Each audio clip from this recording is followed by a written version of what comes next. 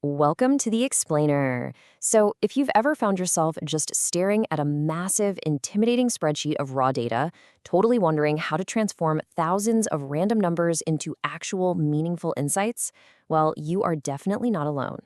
Today, we're going to dive deep into how SPSS correlation analysis really works. We're taking a journey from the absolute basic concepts all the way to troubleshooting some seriously messy data. Let's figure this out together and uncover what those numbers are actually trying to tell us. Here's our quick roadmap for this explainer. First, the basic concepts of correlation. Then, running the actual SPSS analysis. After that, the secrets to interpreting your results, making clean thesis-ready tables, and finally, group analysis and error verification. All right, kicking things off with Section 1, Basic Concepts of Correlation. So what exactly is correlation anyway?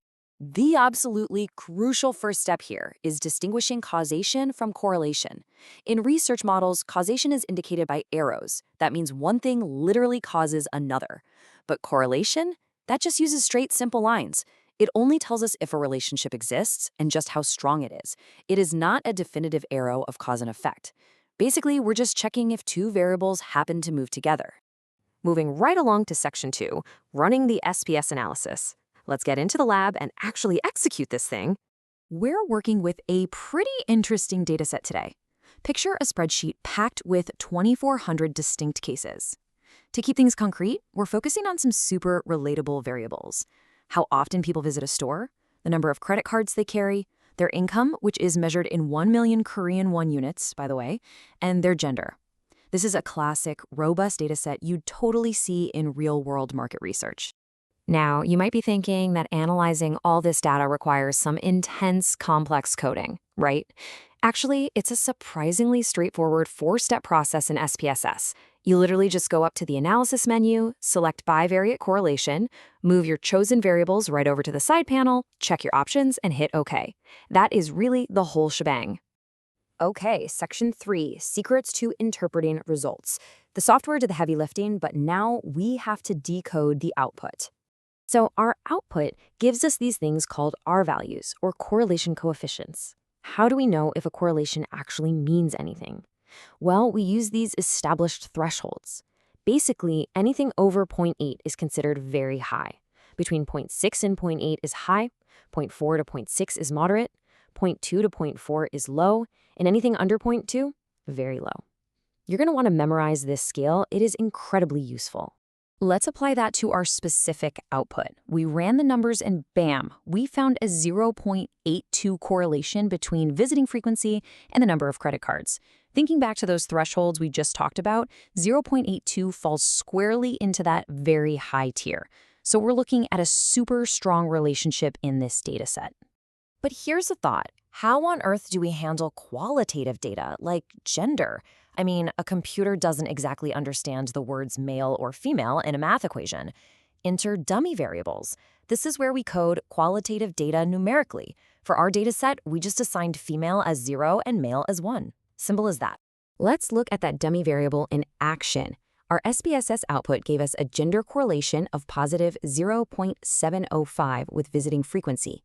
Because we coded males as the higher number, 1, this positive result tells a real-world demographic story. As the gender number goes up toward 1, the store visits go up, meaning men are visiting more frequently in this specific dataset. Makes sense, right? But what if there's a minus sign in front of that number?